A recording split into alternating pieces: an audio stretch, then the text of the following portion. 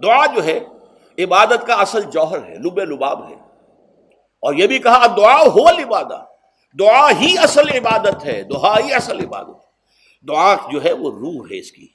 اور علامہ اقبال نے اپنے لیکچرز میں جو یہ خطبہ رکھا ہے اس موضوع کے لیے، میننگ آف پریئر ان اسلام، بڑا عظیم ہے۔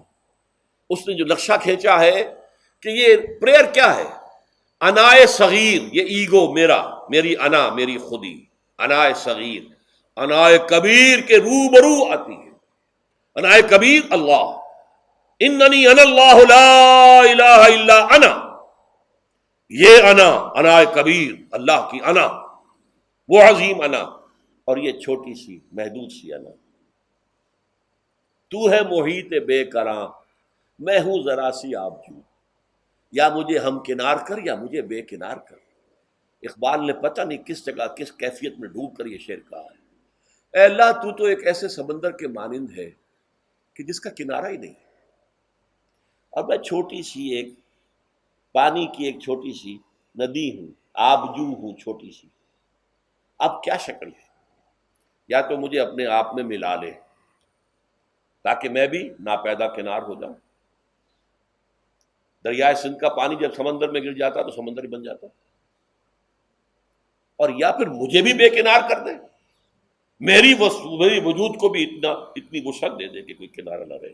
اب یہ کیا اس نے سمجھا، کیا کہا، لیکن میں نے وہی انائے کبیر انائے صغیر۔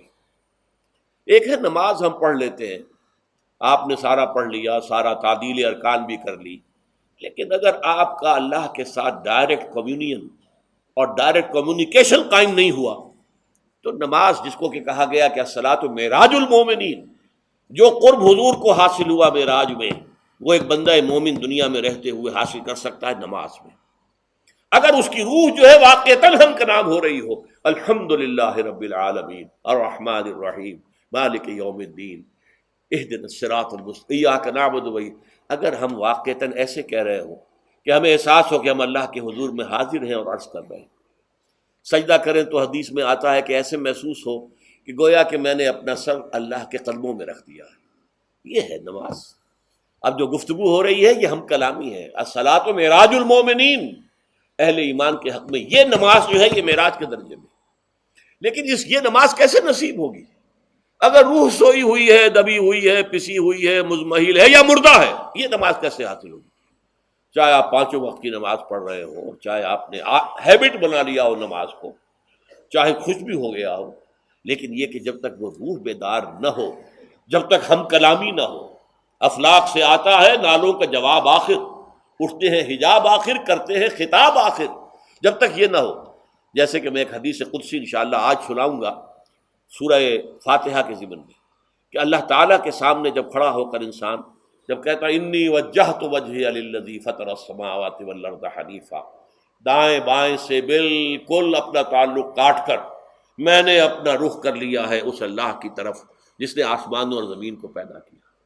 اب یہ توجہ وجہ تو اگر یہ تو ہے چہرہ تو ہم نے کر دیا خانہ کعبہ کی طرف، اندر سے ہماری روح متوجہ نہیں ہوئی، وہ سوئی پڑی ہوئی، اسے پتہ ہی کچھ نہیں کہ کیا ہو رہا ہے، تو اس صورت میں وہ کیا ہے؟ ظاہری بات تو پوری ہو گئی، نماز کا ثواب ہو جائے گا، فرض کی ادائیگی کا ثواب مل جائے گا، لیکن وہ اصل نماز تو حاصل نہیں ہوتی۔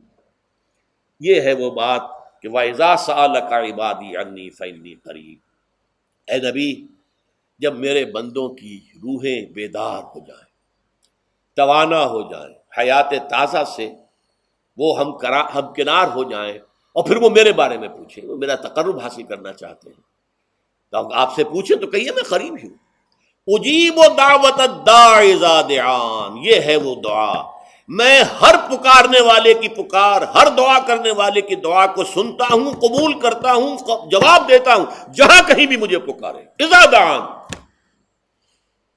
اس میں در حقیقت وہ مفہوم آ گیا ہے there and then wherever، آپ اپنے گھر میں ہو کر پکاریں اللہ کو، آپ بستر پر لیٹے ہوئے پکاریں اللہ کو، الذین یذکرون اللہ قیاما وقعودا وعلی جنوبہم، ہاں ٹھیک ہے بعض مقامات بعض اوقات قبول دعا کے لیے زیادہ سازگار ہے، حرم میں جا کر دعا مانگی جائے، اور منا میں عرفات میں خاص طور پر، جبل رحمت پر خاص طور پر، ملتزم جو ہے کعبے کا اس پر خاص طور پر، وہ ایام بھی ہیں خاص، لیکن یہ نہیں ہے کہ بقیہ دنوں میں آپ کے اور اللہ کے درمیان کو بڑا فاصلہ ہے۔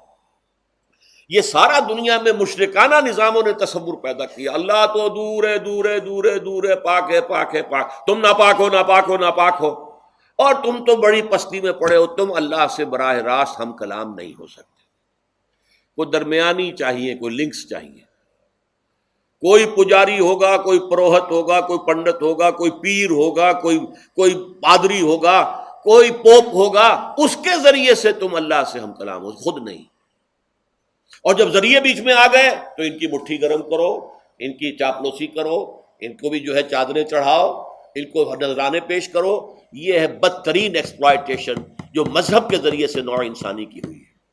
سمائے دنیا تک ہم نزول فرما لیتے ہیں تمہارے لیے، اور پکارنے والا پکارتا ہے، حل من مستغفر فاغفر له، ہے کوئی استغفار کرنے والا کہ میں اسے بخش دوں؟ حل من سائل فاعطیہ، ہے کوئی مانگنے والا کہ میں اسے عطا کروں؟ تم ہی سوئے رہتے ہو، انٹا غفیر رہتے ہو، تمہیں ہماری طرف توجہ نہیں ہے۔ اگر ہماری طرف متوجہ ہو جاؤ تو جیسے کہ اقبال نے کہا کہ میرے لیے یہ دربان جو ہے، پیران کلیسا کو کلیسا سے اٹھا دو۔ کیوں خالق و مخلوق میں حائل رہے پردے، کہ اللہ کہتا ہے مجھ سے ہم کلام ہونے کے لیے کسی واسطے کی، کسی وسیلے کی کوئی حاجت نہیں، جب چاہو مجھ سے ہم کلام ہو جائے۔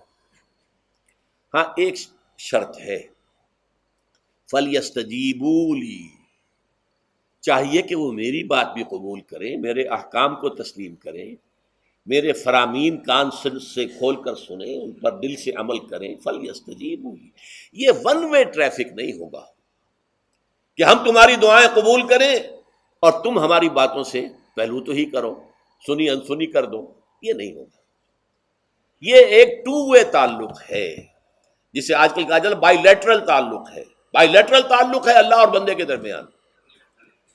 بندہ توبہ کرتا ہے معاصی سے، اللہ تعالیٰ بھی اس کے لیے بھی لفظ تواب ہے، وہ بھی اپنی رحمت کے ساتھ دوبارہ متوجہ ہو جاتا ہے۔ تم اللہ کو یاد کرو، فاذکرونی اذکرکم، مجھے یاد رکھو میں تمہیں یاد رکھوں گا۔ ان تنصروا اللہ ینصرکم، اگر تم اللہ کی مدد کرو گے اللہ تمہاری مدد کرے گا۔ یہ ہے دو طرفہ معاملہ۔